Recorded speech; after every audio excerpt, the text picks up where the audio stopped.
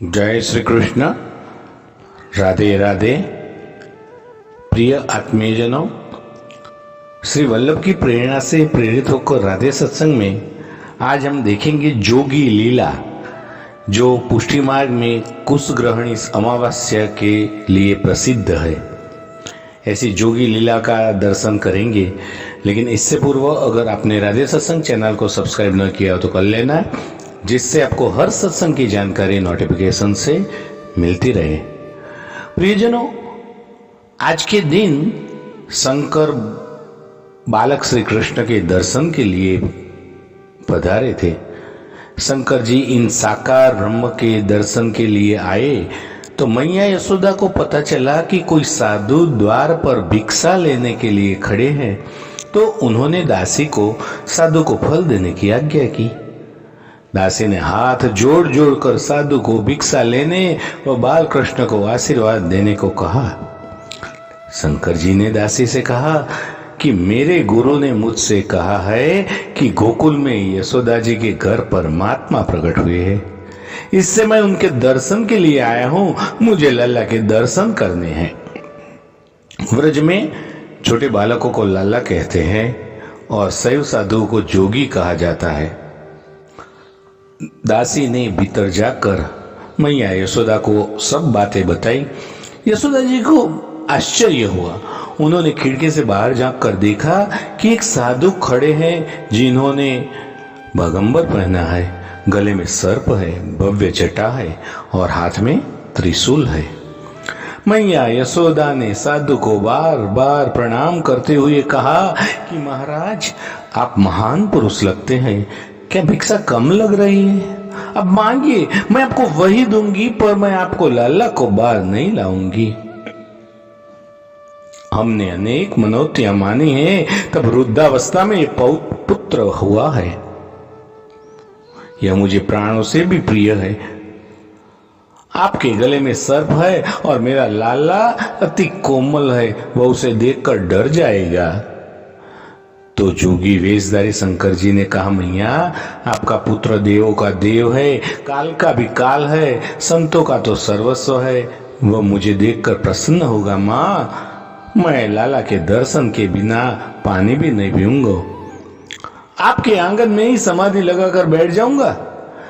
और ऐसा कहकर वे वहीं नंद भवन के बाहर ध्यान लगाकर बैठ गए।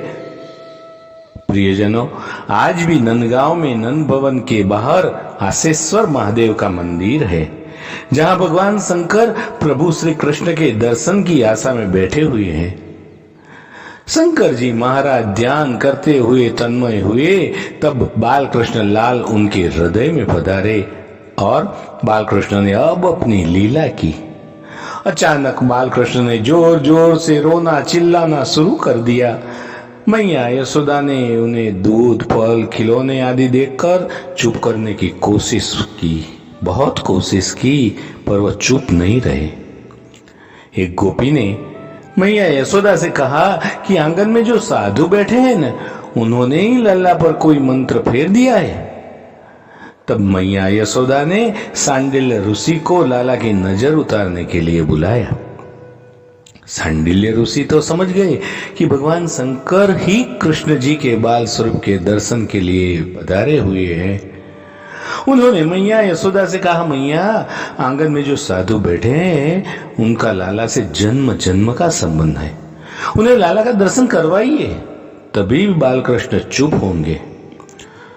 तो मैया यशोदा ने लाला का सुंदर श्रृंगार किया, बाल कृष्ण को पीतांबर पहनाया।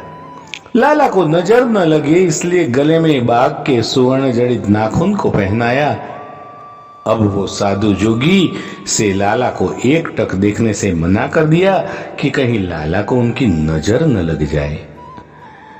मैया यशोदा ने शंकर जी को भीतर बुलाया। नंदगांव में नंद भवन के अंदर आज भी नंदीश्वर महादेव विराजित है।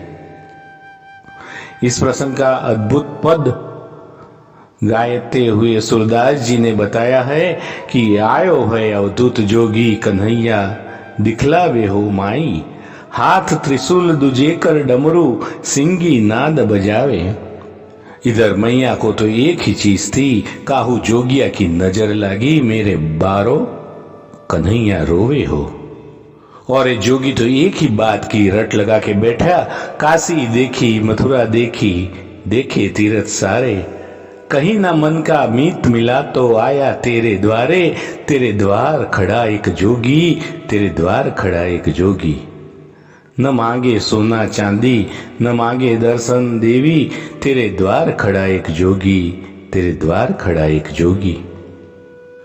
और डिमक डिमक डमरू कर बाजे प्रेम मगन नाचे बोला, सिंगी नाद बजावत गावत लटक रही बगली झोला।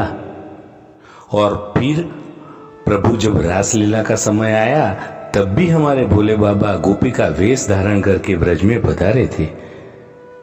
तो प्रियजनों, इस छोटे से प्रसंग के साथ आज के सत्संग को श्री वल्लभ के चरणों में समर्पित करके अत्र विराम दे। फिर मिलेंगे राधे सत्संग में नए सत्संग के साथ। जय श्री कृष्ण। राधे राधे।